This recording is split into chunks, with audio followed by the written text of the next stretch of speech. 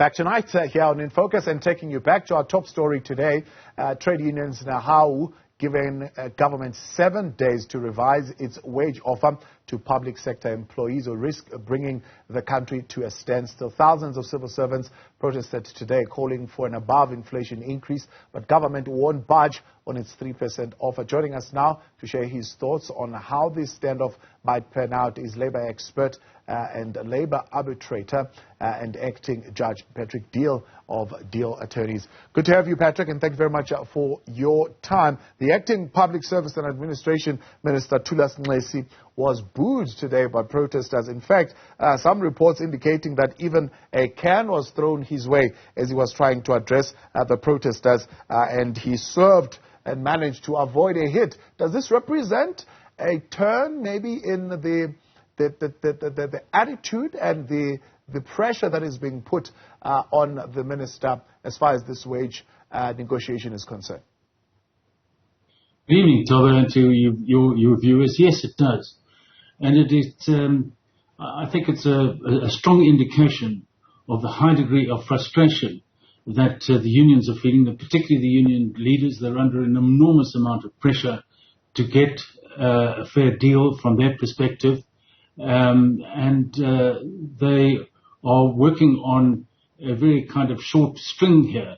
They in their minds, they have been let down by government because of what they believe is a government reneging on the 3-year deal last year or the year before, and so that the trust between the labour unions, particularly in the alliance unions, COSATU, and the government as employer is very, very low. And so what we're seeing with this showing with the acting Labour Minister is symptomatic of that frustration and that lack of confidence in them as a negotiating partner. And he represents the government as their primary representative in these negotiations. Let me ask you, what do you make then of the public statements that, for example, COSATU has made around what the minister has said was actually they're implementing a 7.5% offer? And the unions believe that this is actually misleading. They are being hoodwinked into agreeing to, for example, this 1,000 Rand stipend across the board, which essentially does not affect the baseline variations and is also non-pensionable. And they believe that this particular stipend will be withdrawn in March next year and will probably be used later on as a way to negotiate again to say, well, here's an increase of 4.5%. Yes, that is another area of frustration on the substance of the deal that's on the table, because effectively the 3% offer on the baseline, on the pensionable salary, that's the one that really counts. It has a compounding effect, and it is built into the income or the salaries that the employees get. The non-pensionable one is a once-off. I mean, I think it's going into the second year now, but it ends in March next year. So it's not a continuing compounding value to the employees, and on the other side of it, it's not a cost to the employer that will continue after March. And so the 4.5% represents an increase on a temporary basis, effectively, of that 1,000 Rand up until the end of March. But if it falls away at the end of the March, that 4.5% falls away, and then the 3% is what is left over on the actual increase on the pensionable amount.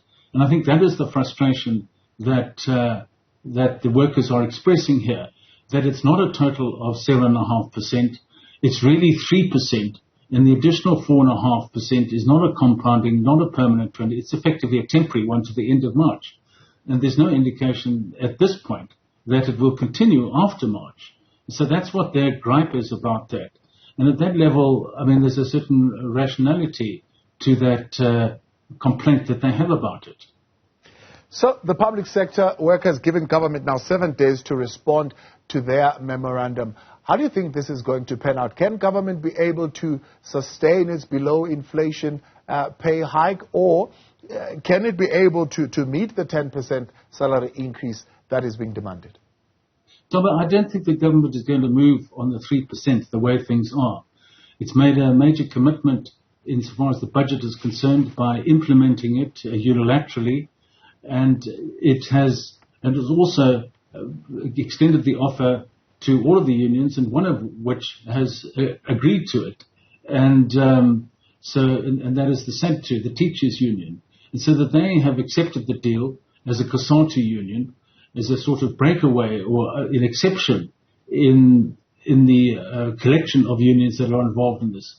And so the only outstanding issue that could perhaps form a basis for future discussion is on what we've just been talking about, this non-pensionable allowance, this 1,000 rand, whether or not some of it can be incorporated within a percentage, maybe from March next year, or partially into this year in some way, or whether it's extended as a non-pensionable going into next year. But the fact is, Toma, I mean, we're it's December next week, and these wage increases are far down the track for the wage season. December is, as I say, it's upon us.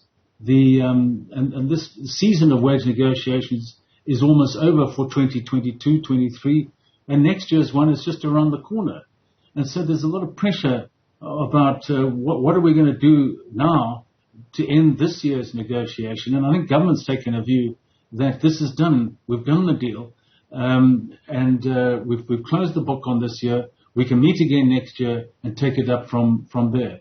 And also from the union leaders' point of view, they're going to have, I think, quite a hard time to keep this strike together if it does happen in 7 days, and to make it really stick, and to have a concerted effort with maximum number of employees, because the fact is that employees have got the increase already.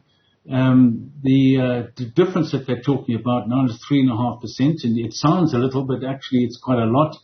But the fact is that they're probably thinking towards the end of the year, let's just hang on. We are tired now.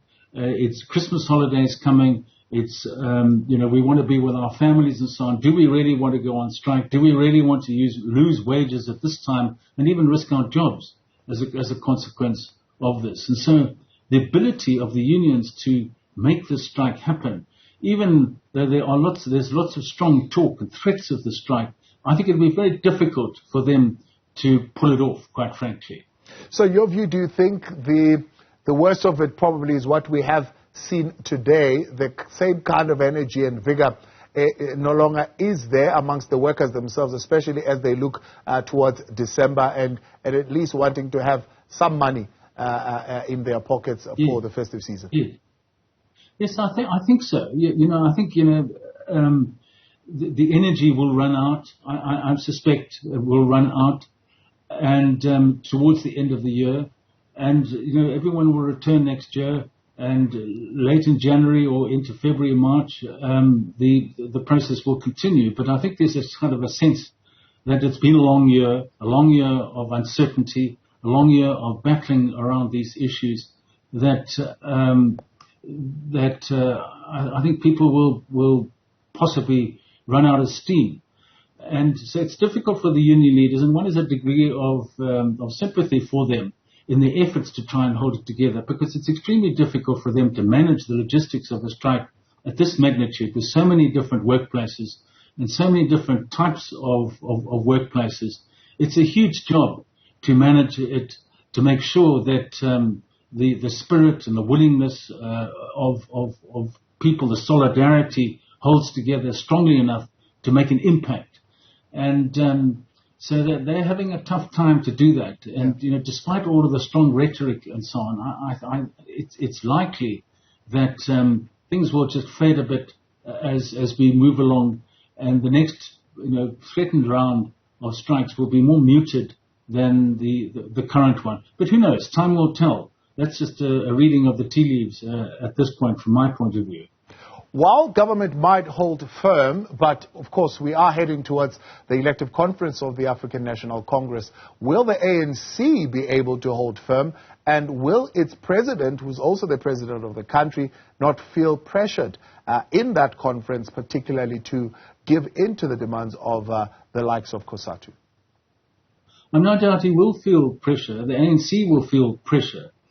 I mean, they're already feeling the pressure.